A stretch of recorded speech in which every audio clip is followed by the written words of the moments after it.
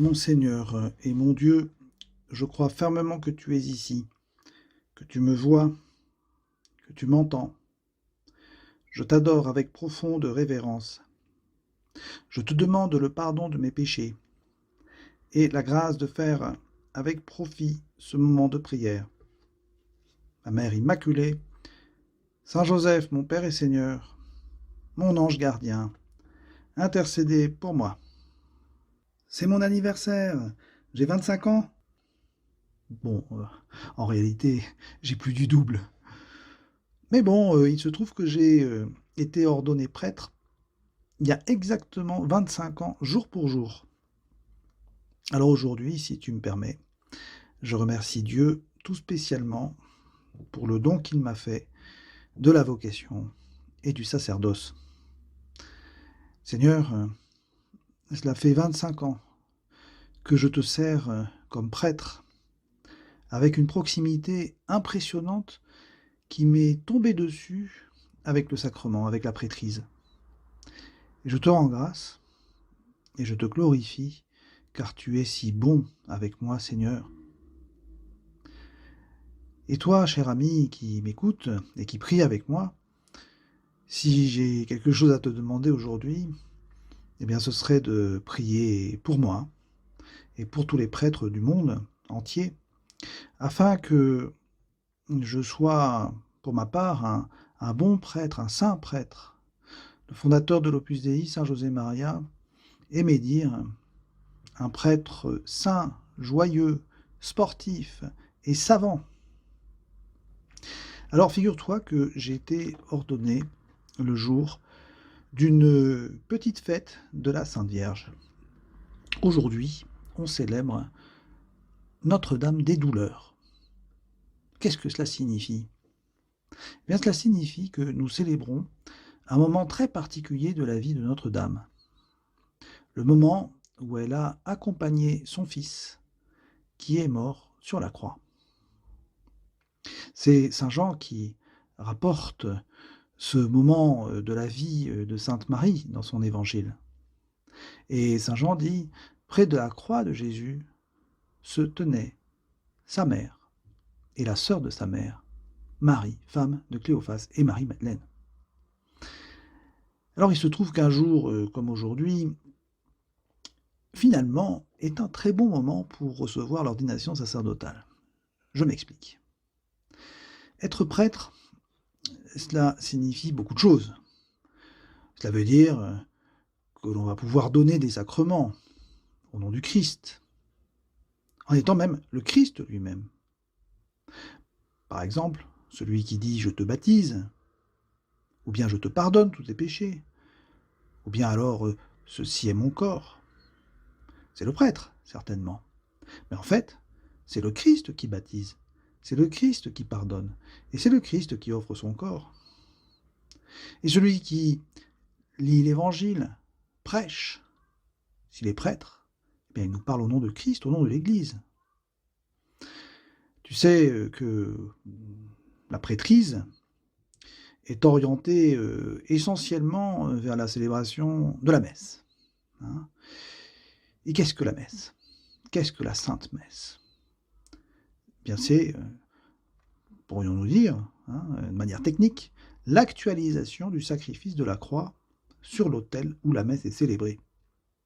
C'est-à-dire que à l'Église, au moment où la messe est célébrée, où la consécration a lieu, eh bien, sacramentellement, mystérieusement, le Christ est là.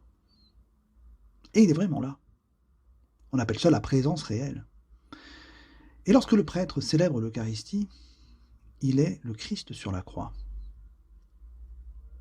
Évidemment, il ne s'agit pas d'une représentation théâtrale. Par le sacrement, le prêtre qui prononce les paroles « ceci est mon corps »,« ceci est mon sang », eh bien c'est Jésus sur la croix qui, à travers le pain et le vin qui sont consacrés, c'est Jésus qui s'offre lui-même à son Père. Donc oui, un grand mystère. C'est pour cela d'ailleurs que nous disons, après la consécration, il est grand le mystère de la foi. Bon, et la relation avec la Sainte Vierge dans tout ça? Je dirais que si le prêtre devient, par le sacrement, hein, le Christ, alors oui, il peut prétendre avoir une relation particulière avec la Sainte Vierge, qui se trouve au pied de la croix. Car je peux dire, hein, évidemment, que quand je prends la place de Jésus, de son Fils Jésus, ou plutôt même quand je lui donne mes paroles, mes mains, ma personne tout entière, eh bien Marie, en quelque sorte, devient là ma mère. Alors vous pourriez dire, ok, donc vous êtes prêtre, mais pas moi. Hein, et vous pouvez prétendre avoir une relation privilégiée avec la Sainte Vierge, puisque vous êtes dans la croix, hein, et elle au pied de la croix. Et je dirais oui, c'est vrai. Mais permets-moi de revenir à l'évangile de Saint Jean et écoute un petit peu ce qui se passe au pied de la croix. Jésus, voyant sa mère, et près d'elle, le disciple qu'il aimait, dit à sa mère, « Femme, voici ton fils. » Puis il dit au disciple, « Voici ta mère. » Et à partir de cette heure-là, le disciple l'a pris chez lui. Tu vois, le disciple, c'est le baptisé. C'est toi et moi aussi, parce que je suis baptisé. Alors tous les deux qui sommes des baptisés, nous pouvons nous adresser au Seigneur Jésus et lui dire, « Seigneur Jésus, nous voulons te rejoindre spirituellement sur la croix. Et là, nous voulons retrouver ta mère, la Sainte Vierge Marie, et la recevoir pour mère, toi qui as dit, voici ta mère. » Et tous les deux, toi et moi, nous pouvons entendre dans notre cœur Jésus qui nous dit, voici ta mère. Et toi et moi, nous pouvons la prendre chez nous, hein, comme Saint Jean. Et puis, voilà, à partir de cette heure-là, le disciple l'a pris chez lui. Nous pourrions trouver peut-être un peu triste ou bizarre de considérer la Sainte Vierge en pleurs au pied de la croix.